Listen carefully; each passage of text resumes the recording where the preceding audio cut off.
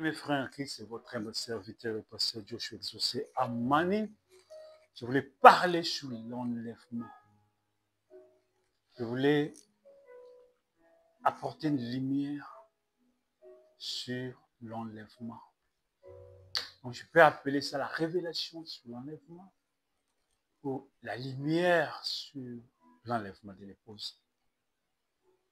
Donc, je commence à Hébreux chapitre 11, verset 1. En effet, la loi qui possède un nombre de biens à venir et non l'exacte représentation des choses. Ça veut dire que parler d'un sujet pareil, nous devons d'abord passer par l'ombre. Est-ce qu'il y a eu enlèvement dans l'Ancien Testament? Parce que tout ce que Dieu fera, c'est ce qu'il a déjà fait. Ce qui sera, c'est ce qui a été. Ce qui est, c'est ce qui a été.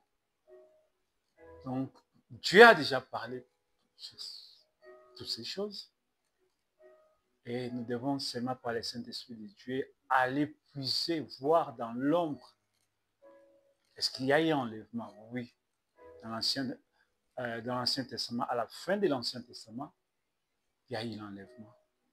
Jésus-Christ était parti au ciel et fut enlevé.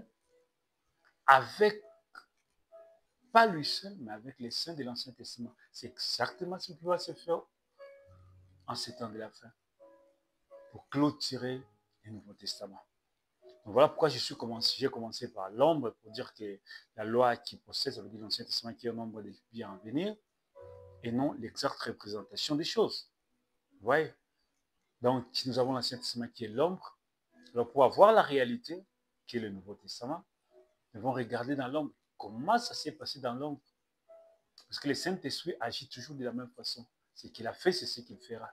Si un jour Dieu a sauvé quelqu'un, il sauvera, si les conditions réunies, Dieu sauvera la personne qui se présente devant lui. Si un jour Dieu a délivré quelqu'un, et si les conditions sont réunies, absolument, Dieu va délivrer la personne. Si un jour Dieu a béni quelqu'un, Dieu a exaucé la prière de quelqu'un, si les conditions sont réunies, ça veut dire que tu remplis toutes les conditions que la première personne avait remplies pour qu'il soit exaucé devant Dieu, Dieu va t'exaucer. Voilà pourquoi la Bible dit que Dieu ne fait exception des personnes. Il est le Dieu de tous. Il écoute tous et il agit. Donc nous avons vu que dans l'Ancien Testament, c'est terminé par un enlèvement. Ça veut dire qu'il y a eu un enlèvement à la fin de l'Ancien Testament. Jésus-Christ a été enlevé. Et cet enlèvement-là, est l'ombre de l'enlèvement de l'épouse. Il y a l'enlèvement de l'époux, l'Ancien Testament, c'est l'époux, Jésus-Christ, qui est l'ombre de l'épouse. L'épouse, c'est le même Jésus-Christ qui revient au travers de son épouse pour les prendre, partir avec. Donc, j'ai dit qu'il y a qu'il y a trois étapes dans cet enlèvement. Dans le premier enlèvement, il y a eu trois étapes, il y a eu trois phases, il y a eu trois poules. Vous voyez? Ainsi, ça sera aussi dans la fin du Nouveau Testament. Lors de l'enlèvement du Nouveau Testament, il y aura aussi trois étapes, il y aura trois phases, il y aura aussi trois poules. Alors, nous allons lire dans Matthieu 27 pour avoir un décor, pour avoir une image de ce que nous voulons parler. Pour ça, Jésus était sur la croix. Avant de mourir, la Bible dit que Jésus poussa de nouveau un grand cri et rendit l'esprit. Donc, nous voyons que l'enlèvement commence d'abord ici dans l'Ancien Testament. D'abord, Jésus sur la croix, il pousse un cri qui est comme un cri de commandement, qui est l'appel à la résurrection. Vous voyez? Un cri de commandement de Jésus-Christ lui-même, c'est la première étape. Et par ce cri-là, la Bible dit Matthieu 27 et 32, les sépulcres s'ouvrirent et plusieurs corps des saints qui étaient morts ressuscitèrent. Par les cris que Jésus avait poussés sur la croix, c'était un appel à la résurrection. Et par ces cris, il y a eu la résurrection des morts. Tous les saints de l'Ancien Testament étaient ressuscités. Tous les saints de l'Ancien Testament, ils allaient au paradis. avant la venue de Jésus-Christ, tous les anciens de l'Ancien Testament, ils allaient au paradis. Et j'ai prêché, si vous suivez dans la plupart de mes enseignements, vous allez voir quand j'ai parlé sur le cet esprit de Dieu, le cet paradis. J'avais expliqué aussi que dans l'Ancien Testament, les paradis étaient subdivisés en 24 par rapport aux serviteurs de Dieu, qui étaient comme des rois dans chaque. Vous allez voir le temps de Saül, le temps de Samuel, quand Samuel était mort, Saül est allé consulter la femme d'Andor. Et après avoir consulté cette femme-là, il dit, fais-moi venir Samuel. Il dit, qu'est-ce que tu vois? Non, je vois un Dieu apparaître. Et quand Samuel a parlé, il dit, mais pourquoi tu m'as fait venir?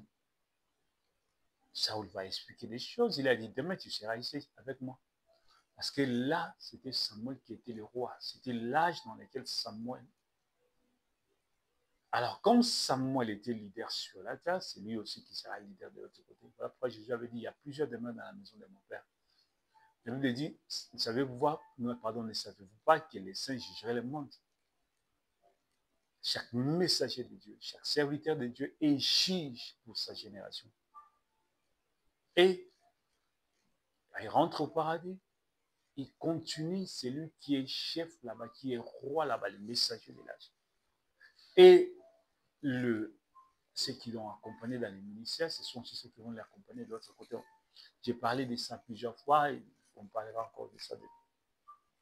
Alors, tous ces saints-là qui allaient au paradis, et ce paradis qui était subdivisé comme en 24 régions, 24 provinces, 24 départements différents. Alors, mais la Bible dit, ils étaient sous la captivité. Parce que le diable avait une juridiction sur ça. Donc, la reine d'Andor pouvait faire sortir un loin de Dieu. Mais Jésus est allé, quand il a poussé les cris, il a fait sortir les captifs. Ça veut dire tous ces gens-là étant sortis de le sépulcre après la résurrection de Jésus qui sont entrés dans la ville sainte et à Paris en un grand nombre. Ouais. Ils sont ressuscités et puis sont allés dans la ville ou à Jérusalem. Tous n'étaient pas morts à Jérusalem. Tous n'ont pas été enterrés à Jérusalem. Il y a Joseph qui était mort en Égypte. Vous voyez? Tous ne sont pas, n'étaient pas morts sur le même endroit. Tous ne sont pas morts sur le même endroit. À Jérusalem, sur la même ville. Il y a eu d'autres qui sont tombés dans les champs de bataille. Il y a eu d'autres qui sont morts en Égypte. Il y a eu d'autres, ouais. Mais à la résurrection, tous devaient aller à un lieu de rassemblement. Très important. Et d'abord, les cris. Jésus a poussé un cri. Et ce cri-là, c'est l'appel à la résurrection. Il appelle les morts en Christ, les saints de l'Ancien Testament, à revenir à la vie. Et quand étant sortis du sépulcre après la résurrection de Jésus, ouais, quand Jésus est ressuscité, tous sont ressuscités avec lui. Quand Jésus-Christ était ressuscité, tous les saints de l'Ancien Testament qui ont écouté la voix, Jésus a dit que l'heure vient où les morts entendront la voix du Fils de l'homme. Il a crié la voix du Fils de l'homme, les cris du Fils de l'homme, Jésus-Christ.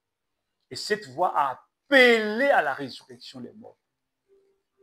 C'est l'appel à la résurrection. Et après cet appel, ils sont tous allés à Jérusalem. La Bible dit qu'ils entrèrent dans la ville sainte et à Paris, il y a un grand nombre. Il y a un grand nombre de gens qui les ont vus. Vous voyez? Il y a eu un grand nombre de gens qui ont vu le saint de l'Ancien Testament ressuscité, marcher. Vous voyez? Alors, je vais la rendre claire. Donc, la première phrase, par un cri de Jésus-Christ lui-même, qui est l'appel à la résurrection. la résurrection des saints de l'Ancien Testament. La deuxième phase, c'est le rassemblement des saints dans une ville. Ici, c'était à Jérusalem avec les récits. Ouais. Parce que Frère Branham a parlé, vous savez, les prophètes de Dieu, a parlé que l'enlèvement se fera entre 6h et 9h. Or, nous avons des différents fuseaux horaires sur toute la face de la terre. Ça veut dire qu'il a vu l'enlèvement dans une ville. Cette heure-là, c'est l'heure d'une ville où se passera l'enlèvement. Je dis, je répète, que cette heure que Frère Branham avait vue, ce n'était pas parce que on ne peut pas avoir de 6h à 9h sur toute la face de la terre au même moment, non. Il est nuit en Occident, il est matin en Afrique, avec l'Europe qui ont les mêmes fuseaux horaires. Ouais. Et là, ils sont déjà en autre jour. Donc ici, peut-être les jeudi, mais en Afrique, ils sont déjà vendredi. Ils sont déjà les matins. Donc, de 6h à 9h, ça statuait l'heure d'une ville. Pas d'un pays, d'une ville. C'est comme les États-Unis. Et le Canada, ils ont 4 fuseaux horaires. 4 heures différentes. Les Congo a 2, à l'est et à l'ouest. Ouais. Donc, ce sont des heures précises d'une ville précise où il y aura les rassemblements et le départ à la gloire. La deuxième phase est sur le rassemblement des saints dans une ville. Dans l'Ancien Testament, c'était à Jérusalem, avec l'heure précise de Jérusalem, le dimanche matin. La troisième étape, qui est la troisième phase, qui est comme troisième pôle pour l'enlèvement dans l'Ancien Testament, la nuée s'est arrêtée dans une ville. Tous les saints ressuscités sont allés de Jérusalem en Galilée. Tous les saints ressuscités ont été invités par Jésus-Christ d'aller se retrouver à Galilée. Parce qu'il y a des versets qui statuent ça. Depuis Psaume dans l'Ancien Testament, il a été dit clairement qu'étant monté en haut, il a amené des captifs avec lui. Donc, il monte à Galilée dans un coin. Et quand il montait, les gens ont vu que Jésus. Mais la Bible dit qu'il ne montait pas seul. C'était comme une pyramide. Lui était la tête. Il y avait les corps qui étaient les saints de l'Ancien Testament. Dans un ordre divin. Parce que Dieu, c'est un Dieu d'ordre. Il agit dans l'ordre. Vous voyez? Donc, la nuée. Troisième, la nuée s'est arrêtée dans une ville. À Galilée. La nuée s'est arrêtée à Galilée. C'est le lieu de rassemblement, la nuée. Tous les saints ressuscités sont allés de Jérusalem. Ils ont quitté Jérusalem, là où ils étaient. Ils sont venus à Galilée. Acte 1:9. Après avoir dit cela, il fut élevé pendant qu'il les regardait. Une nuée les déroba à leurs yeux. Donc la nuée s'est arrêtée à Galilée. Et quand Jésus a commencé à monter avec tous les saints de l'Ancien Testament, ils sont tous entrés dans la nuée. Ils ont été absorbés par la nuée. Amen. Et la nuée s'est arrêtée sur Galilée. C'est la même nuée lors de la transfiguration à Jésus-Christ. C'est la même nuée qui était avec Moïse dans l'Ancien Testament. C'est la même nuée qui était lors de la transfiguration du Seigneur Jésus-Christ. La même nuée. Parce qu'il y a un seul Dieu, un même Saint-Esprit de Dieu. Les 7 esprits de Dieu, c'est les mêmes Saint-Esprit de Dieu sous cette manifestation. Donc la nuée s'est arrêtée à Galilée. On a vu Jésus-Christ monter dans la nuée. Comme dans une pyramide, lui étant la tête. Et sa suite était des saints de l'Ancien Testament. Et tous les saints de l'Ancien Testament forment une pyramide dont Jésus-Christ la tête. Mais les yeux physiques n'ont vu que Jésus-Christ montait. Mais depuis l'Ancien Testament, dans Psaume, les prophètes avaient déjà annoncé qu'il avait déjà vu cela. Que quand il sera enlevé, étant monté en haut, il va prendre les captifs avec lui. Il montera avec les captifs avec lui. Amen. Donc, dans la fin du Nouveau Testament, dans la fin de l'Ancien Testament, c'est ce qui s'est passé. Ça veut dire que depuis Adam jusqu'à Jean-Baptiste, depuis Adam jusqu'à Jean-Baptiste, tous les saints de l'Ancien Testament, tous ceux qui ont servi le Seigneur dans l'Ancien Testament, tous ceux qui avaient l'Esprit de Dieu dans l'Ancien Testament, tous les élus de Dieu dans l'Ancien Testament, tous ceux qui sont morts dans le Seigneur, dans la volonté de Dieu, faisant la volonté de Dieu, obéissant la parole de Dieu, étant les reflets de Dieu dans leur génération, étant la lumière de l'évangile dans leur génération. Tous ces saints-là, les élus de Dieu, c'est dont leurs noms étaient écrits dans les livres de l'agneau avant la fondation du monde. Parce que quand Jésus est mort, il est allé là-bas, il les a rassemblés à sa résurrection, il est ressuscité ensemble avec eux. Ouais. Ils sont ressuscités avec Jésus-Christ. Ensemble. Mais ça a commencé où? Avec les cris sur la croix. Qui est l'appel à la résurrection. Qui est les cris du commandement. Amen. Donc, de la même façon, dans l'Ancien Testament, nous avons les 3 étapes qui sont les 3 phases de l'enlèvement. La même chose aussi va se répéter dans le Nouveau Testament. Les 3 phases lors de l'enlèvement à la fin de l'Ancien Testament. Il y a aussi 3 phases lors de l'enlèvement à la fin du Nouveau Testament. Branham dit clairement, il fait 3 choses lorsque le Seigneur Jésus-Christ descend pour venir chercher son épouse. Les 3 phases sont un cri de commandement, la voix de l'archange et le son de la trompette. Ici, Frère Branham parle sur la venue de Jésus-Christ dans le Nouveau Testament. La seconde venue de Jésus-Christ dans le Nouveau Testament. Donc Jésus-Christ lui-même, il avait fait aussi 3 choses, 3 phases pour partir avec son épouse, avec les saints de l'Ancien Testament. Il fera aussi 3 choses, 3 phases, 3 pôles à son arrivée. La seconde venue, qui est l'arrivée de Jésus-Christ, qui est la venue du Seigneur Jésus-Christ. Il fera aussi 3 choses à son départ. Il faut vraiment dire clairement, l'enlèvement se fera entre 6 h du matin et 9 h du matin. Ça sera l'heure de quelle ville? C'est la ville dans laquelle il y aura le quartier général de l'épouse. C'est l'heure de cette ville-là dont il est question. Amen. Alors si tu connais la ville-là, tu connais aussi l'heure. Il a vu cette heure-là par rapport à une ville précise, absolument vraie. Amen. Donc, je donne des exemples comme ici, moi je suis ici à Edmonton, nous avons les mêmes fuseaux horaires avec Tucson en Arizona aux États-Unis. Vous voyez? Donc, quand ici il est 22 h, en Afrique, les 6 h du matin, un jour d'écart. Donc, les 6 h, et quand ici il est 6 h du matin, en Afrique, il est 14 h parce qu'on a 8 h d'écart. Nous n'avons pas les mêmes fuseaux horaires. Donc, quand il faut maintenant parler de ça, il parlait de l'heure de la ville. D'autres diront peut-être que c'était à Tucson, l'ère des États-Unis, bien l'ère de Jeffersonville. Je crois que Jeffersonville était le quartier général. Je vais parler de ça plus tard. Le 7e âge de l'Église.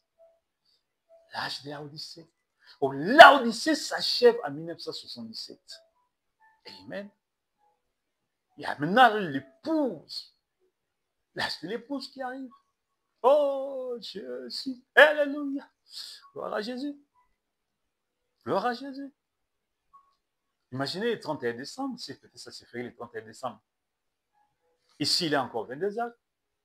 En Afrique, comme on dit Kinshasa, il est 6 h du matin. Donc là, ils sont déjà les premiers. Mais ici, il est encore les 31. Vous voyez la grande différence comme ça, des années différentes, des ères différentes. Donc, ça sera l'heure d'une ville précise. Et c'est la ville dans laquelle il y aura les quartiers généraux de l'épouse. Amen. Donc, l'enlèvement que nous attendons, ça sera Jésus-Christ lui-même sera sur la terre sous la forme de l'épouse. Il va crier comme Lazare, sort. Donc, ce sera l'appel à la résurrection et la résurrection des saints de partout sur la terre. Chacun sera ressuscité de la ville, de là où il était mort. C'est de là où il sera ressuscité.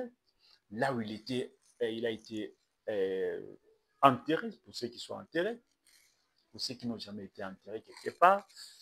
Ils sont peut-être morts dans les eaux, dans les océans, calcinés et tout ça. Là où ils sont morts, c'est là où ils vont ressusciter.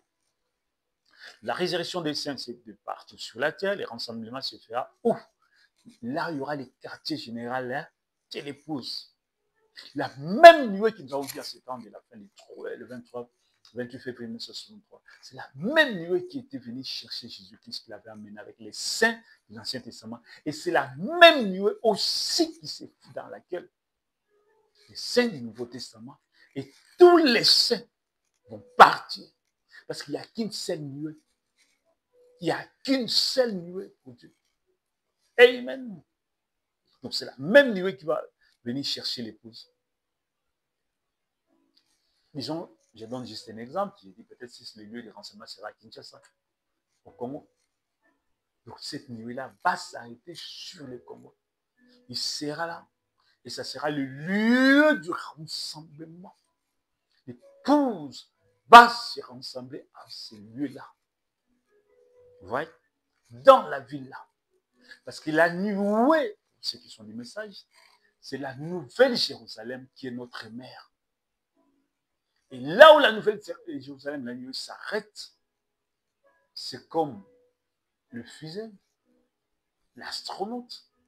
C'est le lieu du rassemblement et nous serons placés dans la nuée pour le départ. Et nous n'allons pas partir comme ceci, non. Comme il y a des gens qui attendent l'enlèvement, donc Jésus va venir ici dans le désert et nous allons les voir et puis nous allons partir monter comme ça. Comme Jésus était monté, non. Comme Élie était monté, non. Ça sera, nous allons disparaître. Personne ne va nous voir monter. Ça ne se fera pas comme ça. Personne ne va voir l'épouse monter, en train de partir. C'est le départ secret de l'épouse. L'enlèvement ne se fera pas que nous montons comme ça dans les airs. Non, c'est la translation. Nous allons disparaître pour apparaître. Nous allons disparaître de la terre pour apparaître. Amen. Ouais. Donc la première était à Jérusalem, pour terminer l'Ancien Testament. Et le second, ça sera où? Dans la Nouvelle Jérusalem. La Nouvelle Jérusalem, c'est la nuée. Je ne parle pas d'une ville sur la terre appelée la Nouvelle Jérusalem. Non, non, non, non. La Nouvelle Jérusalem, c'est la nuée de gloire. La même nuée qui était avec Moïse dans le désert, la même nuée qui était lors de la transfiguration, la même nuée qui est apparue le 28 février en Arizona. C'est la même nuée qui se déplace, qui est toujours aussi sur la terre, qui se déplace et qui va s'arrêter quelque part sur une ville. Et cette ville-là sera le quartier général de l'épouse. Et c'est là où l'enlèvement va se faire. Donc je dis, je répète, l'enlèvement se fera dans une ville. Comme le premier enlèvement s'est fait dans une ville ou à Galilée. Amen. Alléluia. De 6h à 9h, de l'heure de cette ville-là. Pas à Jeffersonville, ça ne sera plus à la Odyssée parce que la Odyssée est finie en 1977. Vous voyez? Et Paul jusqu'à William Branham, les 7 sont là, dans la 6e dimension. Où il y a 7 paradis différents, chacun. Jésus a dit, dans la maison de mon Père, il y a plusieurs demeures. Il y a 7 demeures pour les 7 messagers. Amen. Ils font partie des morts en Christ qui seront ressuscités. William Branham va ressusciter à Jeffersonville. Comme j'ai dit, chacun des saints va ressusciter dans la vie où il est mort. Et après, tous vont se rassembler dans la ville où il y a le lieu du rassemblement. Amen. Oh, c'est tellement beau, c'est tellement une prédication que j'aime beaucoup. Ça, c'est la première partie. Nous allons continuer la deuxième partie. Amen. Que Dieu vous bénisse. Amen. Amen. Amen. Amen. Amen. Amen.